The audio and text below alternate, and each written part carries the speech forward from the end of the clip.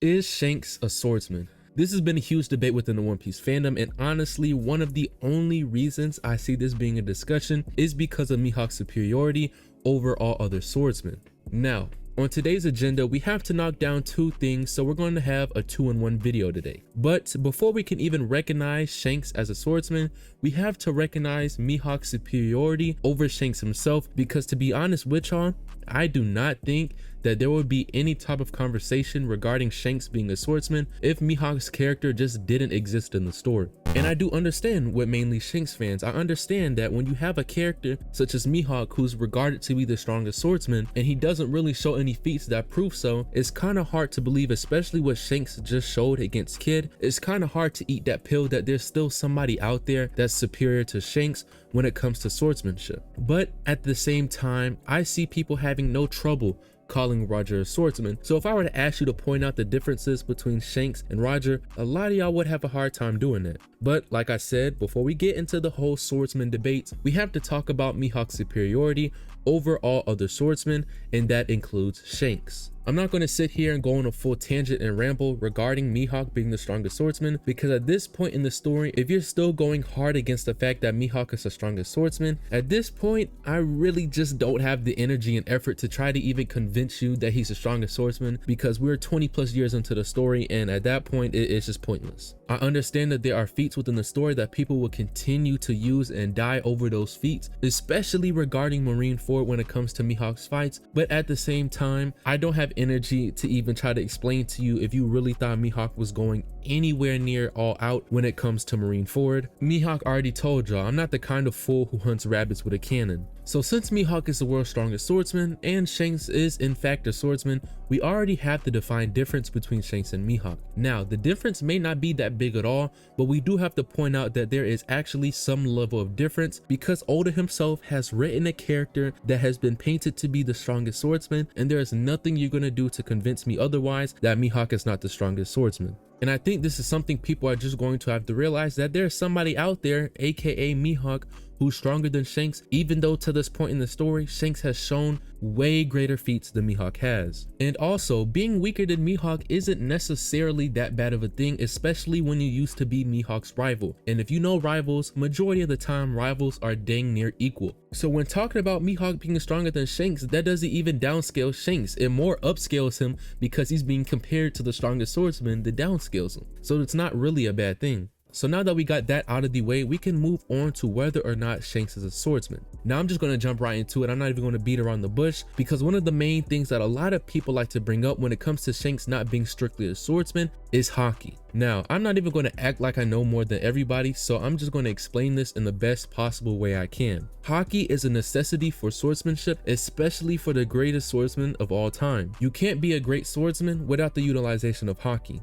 And that's been proven multiple times throughout the story. So let me put this into an example for you.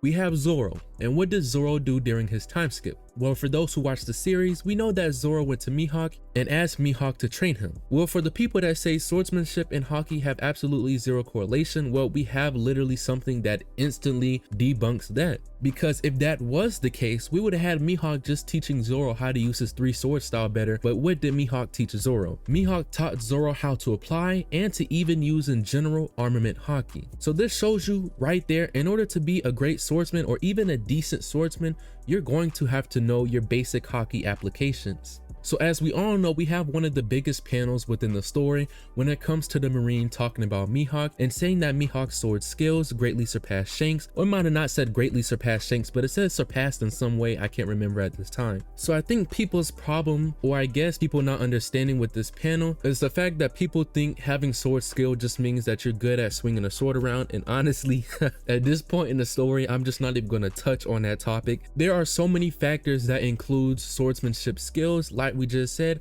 Haki application. So I guess that touches more into the Mihawk versus Shanks, but I just want to let you guys know, for the people that think Haki and swordsmanship have no correlation, we know for a fact they absolutely do. Now, who has the greater Haki? I guess that's up for your interpretation. We have Shanks, who at this point may have shown to have the best advanced conqueror's Haki within the story, but we also have Mihawk, who happens to be one out of 2 swordsmen within the whole entire series to even have a black blade, and Mihawk's sword is renowned to be the strongest sword within One Piece at this current time. So I'm not necessarily saying Mihawk's Haki is stronger than Shanks because he hasn't really shown anything given to that except his black blade. And if we're going off the fact that maybe creating a black blade means that you have to have an immense amount of Haki, because at the same time we don't know how to create a black blade, but like I said, going off the fact that maybe you have to have an immense amount of armament Haki, we know that Mihawk has that. We had Roger who used armament Haki but didn't have a black blade. We had Whitebeard who had armament Haki and didn't use a black blade. We have Shanks who doesn't have a black blade. I'm not saying in any way, shape, or form Mihawk is stronger than Roger and Whitebeard, but at the same time I'm just saying that's something you can look at. So right now, as it stands, after everything we said in this video, we're going to have to classify Shanks as a swordsman. I mean, I honestly don't know what people mean by Haki man. If there's anybody I would classify as a Haki man, I would say it's that man Monkey D. Garp. If you have a weapon that you use every fight and it's the same exact weapon that you use every fight and every single battle that you're in, you are holding that weapon in your hand, I would have to classify you within whatever weapon you have, you're in that class. If I have a slingshot